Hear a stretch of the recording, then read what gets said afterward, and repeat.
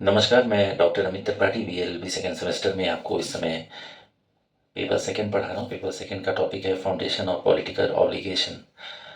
Foundation of political obligation के classical view में हम आपको रूसो पढ़ा रहे थे, और रूसो की जब बात करते हैं तो 1712 से 1778 का एक समय था उसका। यह एक प्रमुख स्विस दार्शनिक था, यह एक प्रमुख लेखक था, यह एक प्रमुख संगीतकार था। दूसरे शब्दों में कह सकते हैं कि इनके पास बहुत सारे गुण थे। वो व्यक्ति दार्शनिक भी है, फिलोसफर भी है, एक राइटर भी है, म्यूजिशियन भी है। इनके विचारों ने फ्रांसी, जो कह सकते हैं फ्रांसीसी क्रांति को और आधुनिक राजनीतिक और शैक्षिक विचारों को बहुत प्रभावित किया।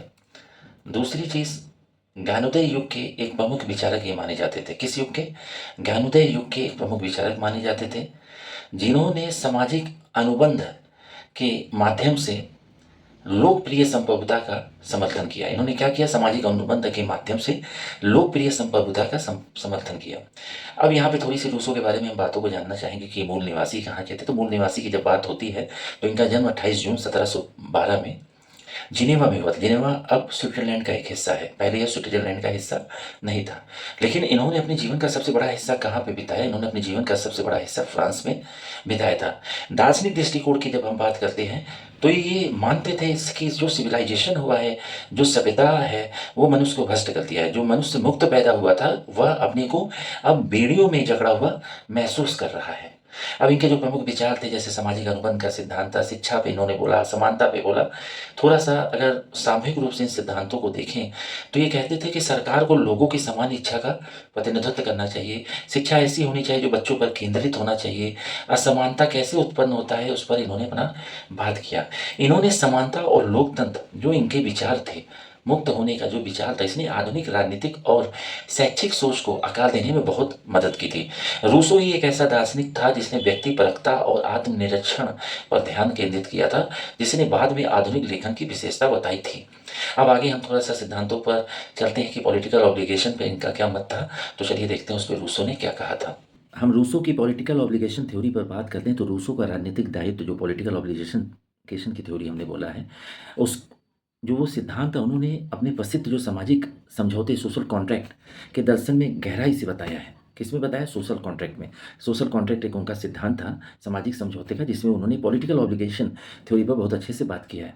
उनके अनुसार क्या है? व्यक्ति राज्य का पालन इसलिए नहीं करता है कि वह किसी उच्च सत्ता के अधीन है। वो कहते हैं मैं राज्य के नियमों का, आदेशों का पालन इसलिए नहीं करता हूँ कि मैं एक उच्च सत्ता के अधीन हूँ। मैं इसलिए पालन करता हूँ कि मैं स्वयं एक संप्रभु नागरिक के रूप में उस राज्य का हिस्सा हूँ। मैं किस लिए पालन करता हूँ? कि मैं स्वयं एक संप्रभु नागरिक के रूप में उस राज्य का हिस्सा हूँ। अब रूसो के अनुसार राजनीतिक दायित्व के मुख्य बिंदु क्या थे? पॉलिटिकल ऑब्लिगेशन के क्या मुख्य पॉइंट थे, आपको हम बताने जा रहे हैं। समान इच्छा। रूसो के राजनीतिक दायित्व का आधार क्या था? समान इच्छा था, जो सभी नागरिकों की साझा इच्छा है, जो सामूहिक हित के लिए कार्य करती है। वो व्यक्तिगत स्वार्थ से भिन्न पूरे समाज के कल्याण पर केंद्रित होती है। यहाँ मैं क्या बताना चाहता हूँ कि रूसो ने जो राजनीतिक दायित्व का अपना आधार बताया वो समान इच्छा है। समान इच्छा क्या होती है? वो सबके कल्याण की बात करती है, सबके विकास की बात करती है। वो ऐसा नहीं करती कि मेरा विकास हो जाए, सामने वाले का ना हो। वहाँ विकास सबका है, सामूहिक रूप से विकास है, सबका कल्याण है। अब यहाँ पे रूसो का मानना था व्यक्ति केवल तभी तक मुक्त है जब वह अपने द्वारा बनाए गए कानूनों का पालन करता है। सामाजिक अनुबंध में हर कोई अपनी प्राकृतिक स्वतंत्रता छोड़ता है और नागरिक स्वतंत्रता प्राप्त करता है। यहाँ क्या है? नागरिक जो प्राकृतिक स्वतंत्रता पाया था उसे वो छोड़ रहा है और नागरिक स्वतंत्रता को प्राप्त कर रहा है, जिससे उस नागरिक के अंदर राजनीतिक दायित्व पैदा होता है। अब यहाँ नागरिकों का राज्य के प्रति क्या कर्तव्य है? जब इस पे रूसो बात करता है तो कहता है नागरिकों के का राज्य के प्रति दायित्व इसलिए है क्योंकि राज्य उसकी सामान्य इच्छा का प्रतिनिधित्व करता है। जब व्यक्ति समान इच्छा का पालन करता है तो वो वास्तव में खुद का ही पालन कर रहा होता है। अब यहाँ पे एक चीज़ हमने और बताने की कोशिश की है कि रूसो कहता था एक सरकार, एक गवर्नमेंट केवल तभी तक वैध है जब वह शासन किए जा रहे लोगों की सहमति पर आधारित है। मानिए राजा है, वो कब तक वैध माना जाएगा? उसका शासन तब तक वैलिड माना जाएगा जब वो जिस पर शासन कर रहा है उनकी सहमति पर हो, उनकी समान इच्छा को सुनता हो। तो रूसो के अनुसार यह सहमति हर व्यक्ति की भागीदारी से आती है। रूसो ने यहाँ तक कहा है कि जब व्यक्ति खुद को पूरी तरह से समुदाय के प्रति समर्पित करता है तो वह वास्तव में किसी को समर्पित नहीं होता, बल्कि खुद को एक नई साझा पहचान के रूप में स्थापित करता है। अंतिम में मैं यही कहना चाहूँगा, रूसो के लिए राजनीतिक दायित्व सामूहिक इच्छा में भागीदारी का परिणाम है, जो सभी व्यक्तियों की स्वतंत्रता और समानता को सुनिश्चित करने का एक माध्यम है।